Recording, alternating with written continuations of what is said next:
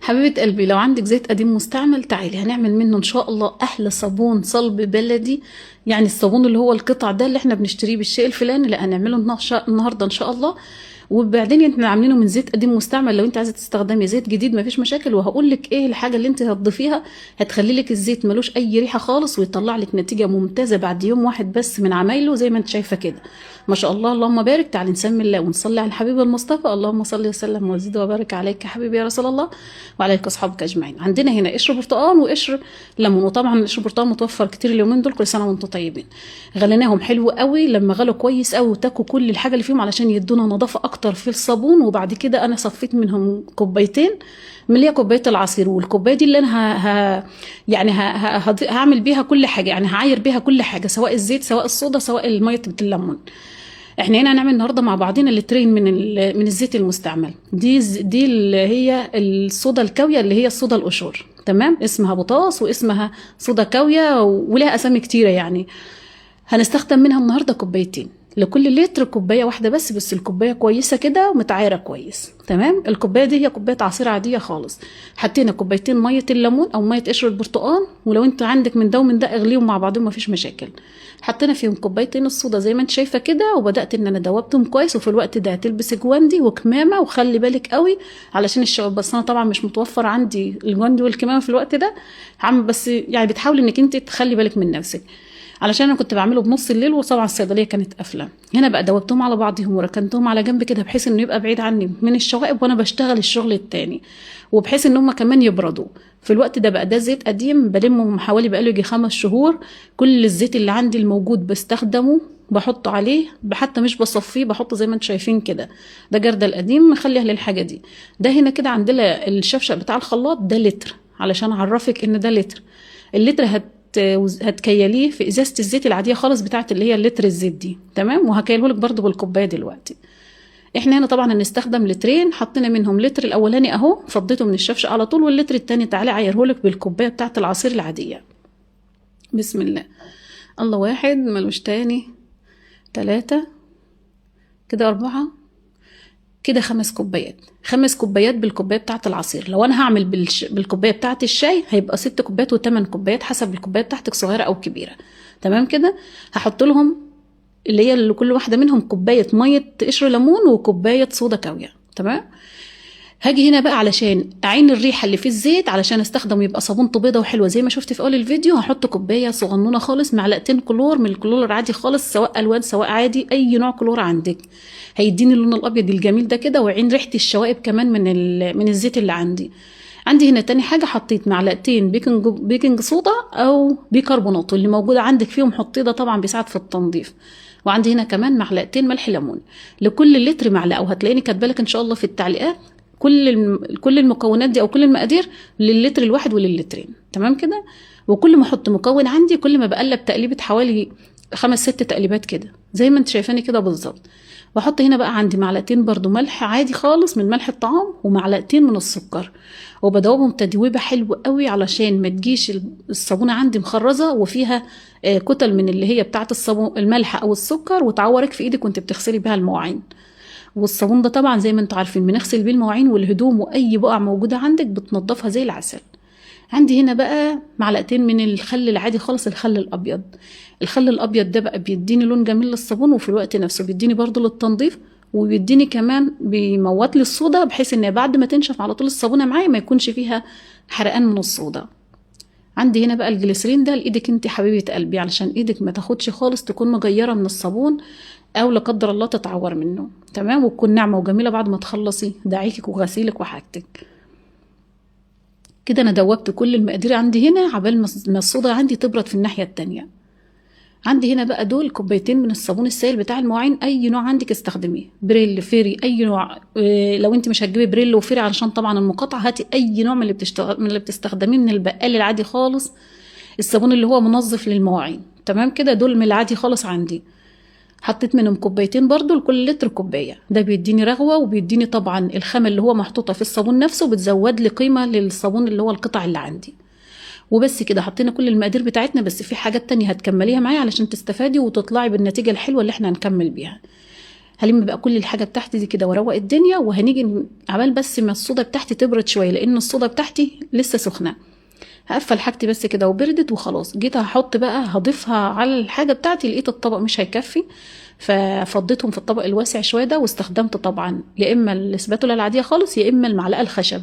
والمعلقه الخشب افضل، علشان في التقليب بتحسي ان هي بتساعد معاكي في سرعه التصلب للصابون على طول، وبيتصبن معاكي على طول في مده قليله.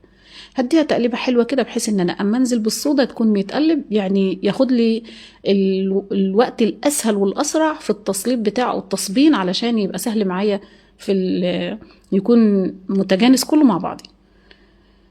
خلاص على كده بدأت تقليب بقى معايا. اي حاجه انت هتقلبي بيها، بس المهم ما تكونش حاجه هتبوظ منك ولا حاجه. تمام، مضرب سلك، معلقه خشب، اي حاجه، اسباتولا عندك، اي حاجه، وهنقلب بنفس الشكل كده. العمودي كده بيدينا التقليب على طول. وبرده لو انت قلبتي التقليب العادي خالص، وهقول لك بقى على حاجه تخليه ما ياخدش معاكي وقت في التقليب، بقلب التقليبتين دول كده واسيبه، واحط المعلقه فيه زي ما هي، واسيبه حوالي 3 دقايق او 5 دقايق. وبعد ال5 دقايق باجي اقلب برضو تاني، بس التقليبه الاولانيه دي اللي هي اللي انا بقلبها كويس، علشان اخلي كله يتجانس مع بعضيه ويبقى كويس، واحس ان انا الصودا داخله فيه كله. بسيبه حوالي 5 دقايق، وتعالي نقلب تاني. السمك بتاعه هنا ما شاء الله اللهم بارك، لما سبته بس من غير تقليب بدأ يديني تمام. هدي برضو تقلبتين كده بالاسباتولا او المعلقه الخشب، وهسيبهم برضو حوالي 5 دقايق.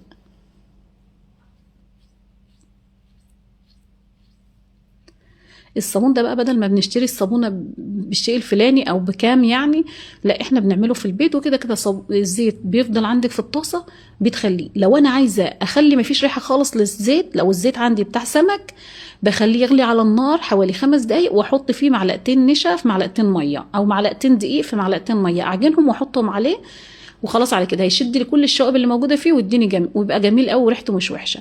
هنا عندي سبته برده 5 دقايق تاني، وجيت نفس التقليب اهو، ما بيغلبنيش خالص في التقليب.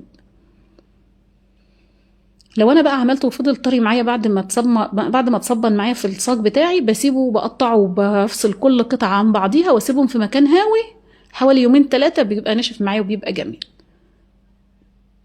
وده بقى بنستخدمه في دعيك بقى الفواني بتاع البوتاجاز، والبوتاجاز نفسه، والحوض، حنفيات، القواعد، الغسيل لو عندي غسيل فيه بقع اهو، بسم الله ما شاء الله اللهم بارك، بقى جميل وما باخدش وقت في التقليب ولا اي حاجه. بتقلبي بس تقلبتين حلوين كده، وتسيبيه 5 دقايق، والمعلقه فيه ترجعي تاني تقلبيه 5 دقايق كده، دقيقتين كده، وترجعي تسيبيه بال5 دقايق برضو. خلاص على كده خد مقدار زي الكيكه بالظبط. وتعالي بقى جهزنا الصاج بتاعنا والكيس البلاستيك اللي لازم يكون مفرود كويس علشان هيديني شكل الصابونه. خلاص على كده هنزل بقى بالصابون بتاعي على قد ما انت عايزه، او الشكل اللي انت عايزاه هتصبيه فيه. يعني عايزه مثلا قطع صابون كل واحده لوحدها، مش لازم تقطعي فيه حاجات كده اللي هي برضو للحاجات دي للصابون ده، وبتجيبيه وتصبيها فيه برضو بتبقى حلوه. او علب من اللي هي الدولسي او الاستيك، او العلب كمان اللي هي البلاستيك، او كرتونه عندك صغننه، اي حاجه عندك انت تصبي فيها. علب بتاع جبنه، علب بتاع عصير، خدي بالمغرفه وحطي على القد فيها كده، وبعد ما تعينيها خالص هتقطعي بس الكرتونه وتقطعيها، هتبقى سهله عليكي برضو مش وحشه. بس اهم حاجه لو احنا هنصب في صاج زي كده، لازم تحطي كيس بلاستيك علشان يحفظ لك الحاجه اللي انت تحت اللي انت حاطه فيها صبه فيها. هنا بقى فاض عندي شويه، دي كرتونه بتاعت كوبايات، قطعت الوش اللي فيها وحطيته تحت فيها كده علشان اديها بس سمك شديد شويه وتكون متساويه، لانها طبعا من تحت بيكون فيها حتت مطبقه كده وكده. بس كده، وفرشت فيها حته كيس برضو فردته كويس، وعلى حسب ما الكيس مفرود معاكي كويس بيديكي شكل الصابونه. بس كده هكمل بقى بقيه الكميه بتاعتي، انزلها برضو في الكرتونه كده وامسحها كويس، مش هخلي حاجه خالص في الطبق لانه خساره يعني. ويا ريت قبل ما تبداي الصابون يبدا يجمد معاكي، بتبدا ان انت تكوني مجهز عندك الصاج اللي انت هتصبي فيه. ويا ريت ما يكونش صاج المونيا بتستخدميه في القرص او الحاجه بتاعتك، علشان هيبوظ منك لا قدر الله. ده صاج قديم مركون بنعمل فيه. اي كرتونه عندك بتاعت هدوم، بتاعت كوبايات، اي كرتونه عندك حطي فيها. اي طبق بلاستيك وحطيتي فيه برضو الكيس، مفيش مشاكل خالص. بس كده هظبطها بس شويه كده، وهفرد الكيس كويس علشان القطعه بتاعتي تبقى متساويه وحلوه. وهسيبهم بقى كده حوالي 3 دقايق او 3 ساعات او 5 ساعات، وهبدا اقطعهم بس واسيبهم زي ما هم. هنا اهو كده خلاص هسيبهم. لو غطيتيهم بحاجه ما ياخدوش معاكي ساعتين، وتلاقيهم ما شاء الله الصابونه نشفت معاكي وحلوه. تعالي بقى هنا كده بعد ما سيبناهم حوالي 3 ساعات او 4 ساعات، وهنيجي نقطعهم بس ونسيبهم برضو لتاني يوم لما ينشفوا. ما شاء الله حلوة وبيضة كده وجميلة، ولون الصابونة عندنا ابيض وجميل قوي، ما هياش لونها غامق من الزيت انه قديم ولا اي حاجة. معلقتين الكلور اللي حطيناهم ما شاء الله اللهم بارك جابوا نتيجة حلوة. هينشف بقى معانا كده وهتبقى جميلة قوي الصابونة. هعين بس كل الحروف اللي هي موجودة دي علشان يبقى شكل الصابونة كويس وهي لسه طرية كده، وهحطهم برضو في السلك وادعك بيهم اي حاجة، مش هرميهم. بس كده هي طريه شويه، ما بسيبهاش لما تنشف قوي علشان لو نشفت معايا قوي ما هعرفش ان انا اقطعها زي ما انا عايزه. تمام، قطعت دول وسبتهم برضه على المفرش كده، وهبدا ان انا اقطع التانيين على حسب ما انت عايزه. طبعا القطعه، عايزه قطعه كبيره، عايزه قطعه صغننه، زي ما انت عايزه وعلى حسب ما انت هتعملي. طبعا لو هتبيعها هتقطع القطع صغيره شويه، لو لبيتك بقى ما فيش مشاكل، يعني ما بتدققش معانا بقى طالما الحاجه لبيتي يعني. عندك بقى ما شاء الله شرابات، عندك اي حاجه بتنضف بالصابون ده. هبدأ اسيبه بقى كده لغاية يوم او 2 لما ينشف على حسب ما انت عايزة، بس انا علشان التصوير كملتلك على طول اخر النهار. هنا بقى كده اهو ما شاء الله اللهم بارك الصابونة عندنا بقت جميلة وحلوة قوي. تعالي بقى كده بعد ما بيتت معانا، يعني صبحت معانا طول النهار وجينا في نفس اليوم نفس الميعاد اللي احنا عملناه فيه، وما شاء الله اللهم بارك الصابونة نشفت معانا وحلوة وزي العسل. وتعالي برضو هجربها لك كده وهوريكي نضفت معانا ازاي، وفي خلال يوم واحد بس، ولا برمت معانا السلكة ولا اي حاجة. تعالي ما شاء الله اللهم بارك. لو هتشتري القطعة دي هتشتريها بالشيء الفلاني. الشيء الفلاني يعني سعر كبير علشان احنا بنقولها كده. يلا حبيبي، لو وصلت لهنا وشفت اي حاجة عجبتك يا ريت ما تحرمينيش من اللايك بتاعك الجميل اللي بينور صفحتي. تعالي بقى ناخد قطعة منهم ما شاء الله اللهم بارك حلوين قوي. هحطهم في حتة كرتونة واسعة شوية واحطهم في المنور ينشفوا معايا، او في بلكونة او في اي تحت سرير، اي مكان كده براحتهم، ولما احتاج القطعة هاخدها منهم واشتغل بيها. تعالي بقى خدنا قطعة منهم اهي، وحتة سلكة ناشفة ما فيهاش اي حاجة خالص، بلتها بس مية بسيطة. وتعالي بقى كده نشوف الاخبار بتاعتنا، النتيجة اللي احنا عملناها. ولا بيبرم بقى معاك السلكة ولا اي حاجة خالص. اي ألمونيا عندك بقى بايظة مش نظيفة، او انت عايزة تعدليها وانت عايزة تنضفيها، استخدمي لها الصابون ده. وبعد ما تدعكيها بالصابون ده حلو بشوية بقى صابون من السائل المواعين العادي واعملي بيها. رغوته جميلة مع انه لسه يعتبر ما نشفش النشفان اللي هو ما كملش يوم، يعتبر ما شاء الله رغوته جميلة، والسلك ما بتبرمش معايا خالص لان الصودا بتاعته مش كتيرة قوي. زي ما مثلا لو انت جبت صابون ولقيتيه بيحرق معاكي، او انت عملتيه ولقيتيه بيحرق، بيبقى الصودا بتاعته كتير عليه شوية. تعالي بقى شوف الغطا بتاعنا بتاع الحله، وبسم الله ما شاء الله اللهم بارك من دعكه واحده بس، ويعني يعتبر ما دوسناش قوي. انا مش مسرعه خالص المقطع ده وجايبه لك عادي. تعالي نشوف برضو الغطا التاني كده. ولو عندك بقى اي حله، اي غلاي، اي كزرولة ألمونيا، اي حاجه عندك اعمليها ودعكي بيها الحوض بتاع المطبخ، بتخليه زي العسل.